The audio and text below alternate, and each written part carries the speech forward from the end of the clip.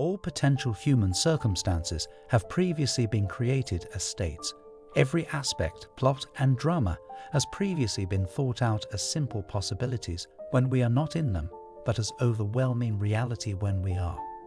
Individual identities do not change or terminate as states do. The imagination is not a state. It is the very essence of human existence. When affection or love is separated from imagination, it becomes a condition. It's difficult to overstate how crucial this is to remember.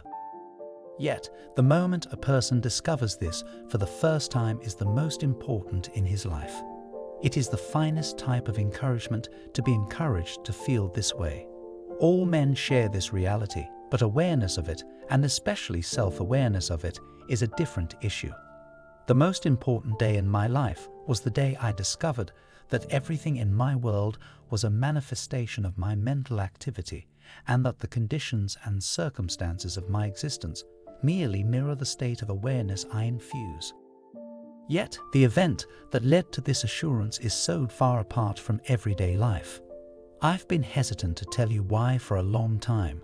I refused to accept the conclusions that the experience had led me to. Yet, this experience indicated that I am dominant inside the circle of my state of awareness, and that what I perceive is determined by the state with which I am associated. As a result, it should be communicated with everyone so that they are aware. This is to be liberated from the world's most heinous oppression, the belief in a secondary cause.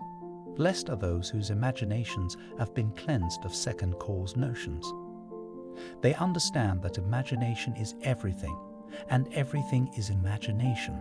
The process of creation is complete, nothing else is to come, and the universe of creation is complete, and its source is within us. We saw it before we left and attempted to recall and activate parts of it. There are several perspectives on it. Our objective is to achieve the proper mindset and, by directing our attention, have it pass in front of the inner eye. If we compose the perfect sequence and experience it in our mind until it has the tone of reality, we intentionally create circumstances. This internal procession is an activity of imagination that must be guided purposefully. We become conscious of larger sections of what already exists via mental alterations. We activate, resurrect, and give life to that element of creation that we want to experience by matching our mental activity to it. This experience not only discloses the universe as a representation of the particular observer's mental activity, but also illuminates our time journey. Since attention hops between everlasting moments, an immeasurable chasm separates any two of ours. Consider the universe to be made up of limitless states of awareness from which it may be observed. Consider these states to be rooms or mansions in God's house, and remember that they are fixed relative to one another, just like the rooms in any home. Consider yourself, your true and creative self, as the living, moving resident of God's abode. These phases illustrate the endless mental transitions that man may go through. Moving to a different state or mansion involves a shift in beliefs. Everything you could possibly want is already available and only has to be matched by your beliefs. Nonetheless, it must be matched because that is the only way to activate and objectify it. The moment man meets any state's ideas, he merges with it, and their union initiates and projects their plots, schemes, dramas, and circumstances. It becomes a person's home from which he observes the world. It's his workshop, and if he's paying attention, he'll see that outside reality is taking shape around the model of his mind. Although the appearance of our environment is defined by the specific condition with which we are merged, we may choose our fate as individuals by fusing our imaginations with the values we wish to actualize. The differences in our life situations and environment determine the distinction between our states of awareness. Pick the state you will serve wisely. Unless imagination unites with a condition, it is dead. It makes apparent the ideals to which you have agreed. Maintain your ideal. Nothing except your imagination can take it away from you.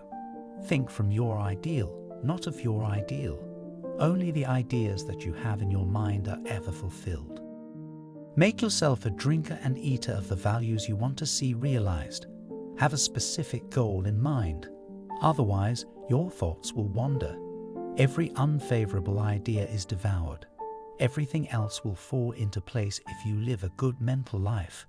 You can modify the path of witnessed events by changing your mental diet, but your own history remains the same unless you change your mental diet. The beliefs you accept can brighten or darken your life. Nothing is more essential to you than the concepts you feed, and you feed on the things you think about. Seeing the world unchanged indicates that you wish to be faithful to the new mental diet you have neglected. To criticize your surroundings, you must adopt a fresh and consistent mindset. You may be whatever you want if you make a habit of conceptualizing any notion that eliminates all others from the field of attention discharges in action. The ideas and emotions you return to in order to discover the state in which you were joined. As a result, practice occupying the feeling of your desire being granted more frequently. This is creative magic at work. It is the method for achieving fusion with the intended condition. You would be the ruler of your fate if you adopted the feeling of having your request granted more regularly. But you block out your assumption that the occasional hour of practice gives you the sense of a want fulfilled after you have assumed the emotion of a wish realized. Please do not close the experience like a book, but rather carry it around with you like a pleasant odor. Instead of being fully forgotten, allow it to linger in the environment, naturally expressing its effect on your actions and emotions. A move frequently builds momentum that is difficult to hold or check, so be cautious of the feelings you explore. The state with which you are fused is shown by your regular moves. It is always easy to go from thinking of the final result to thinking from the end result. Nonetheless, thinking from the end is critical because thinking from entails unification or fusion with the idea. When considering the end, there is always a subject and an object, the thinking individual and the thing considered. You must envision yourself in the condition of your want realized in your love for that state, and then live, think, and know more of it. You go from thinking of to thinking from by focusing your mind on the sensation of the wish realized. I'm giving away a free 7-day manifestation planner in the link in the description down below. Thank you for watching and stay tuned for more.